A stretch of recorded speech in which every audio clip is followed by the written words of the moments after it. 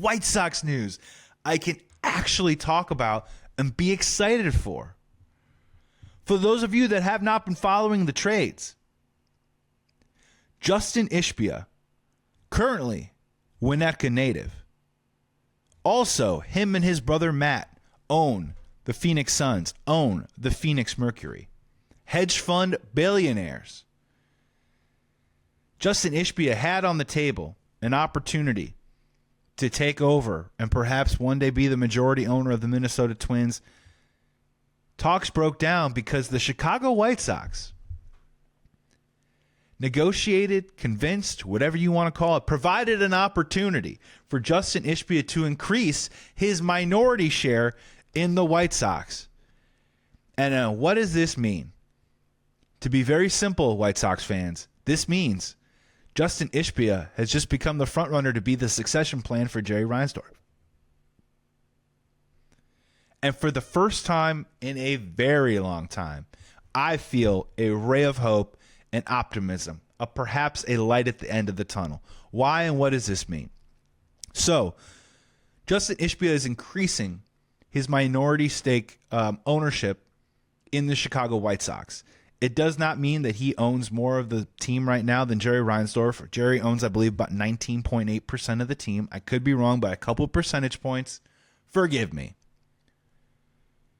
But what this means is by increasing his ownership stake in the team, Justin Ishbia is eventually putting himself in position to therefore take a little bit more on as the years go on. And if Jerry were to ever want to sell the team, Jerry is also 89 years old.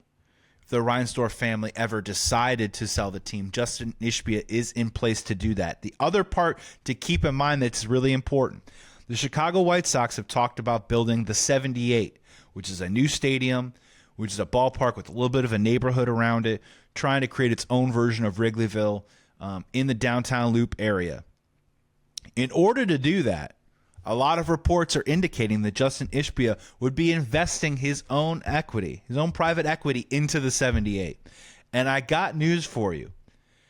The guy who's putting equity into a new stadium, into the neighborhood, that's the kind of guy that's going to be owning the team one day. Now, this isn't going to be happening overnight. This is probably going to take 3 or 5 years.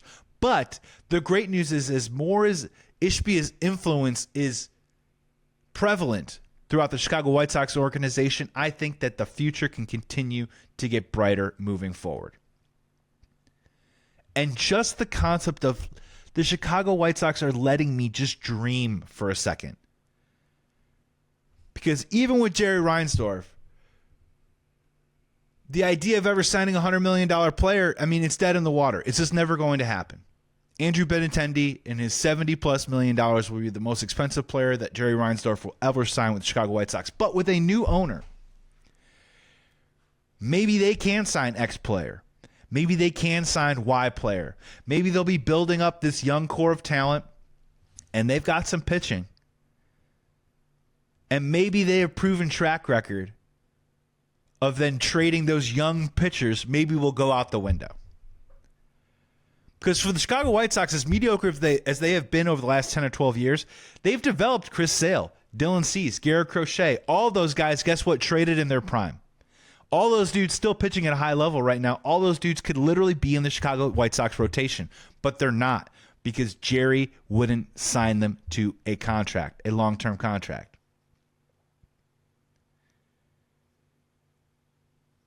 I mean, this is huge for the Chicago White Sox. Justin Ishbia, just so you know, his brother Matt, who owns the Phoenix Suns, by the way, is paying Bradley Beal $50+ million right now. He traded for Kevin Durant. He gave a max contract to Devin Booker and DeAndre Ayton. They are not afraid to spend money on talent in order to try and win.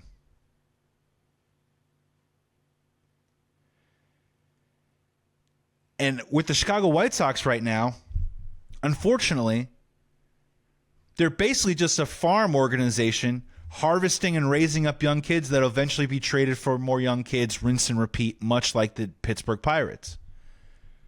There is no, well, let's let the kids come up and get really good and then they'll become the core of the team and then we'll sign them to long-term contracts. That just doesn't That doesn't happen in Chicago. They tried it once when they traded for Eloy. They traded for Yohan Moncada. They signed international money for Luis Robert and then gave them money way too soon because they tried to get them under market value.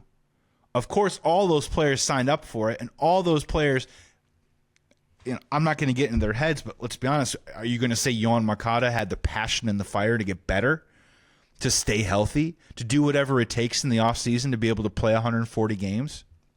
I'm skeptical. I wonder why. He got a bunch of money without doing anything in the league. It was a backwards method to try and undercut the market. But with this new ownership and Justin Ishbia possibly investing in a 78, a new stadium, a lot of incentive to get good very quickly. He has a track record with his brother of spending money to get a team up to a base level of competition. The future's bright for the Chicago White Sox. Now, again, how long will this take? Probably a little fluid. Maybe 3 to 5 years. Who knows? But Ishbia can lock in the Chicago White Sox with this minority stake ownership. I mean, we could start locking him in to at least keeping the White Sox in Chicago, up the odds for a brand new stadium, create an actual optimistic, bright future towards a world where the Chicago White Sox actually re-enter the land of reality, the land of the living, in a competitive marketplace of the current MLB landscape. I mean, there isn't just a fait accompli if Justin Ishbia took over as owner of when the Chicago White Sox will sign a player for over $100 million.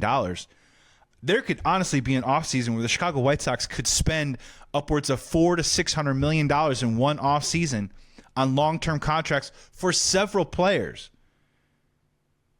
Think about that, White Sox fans.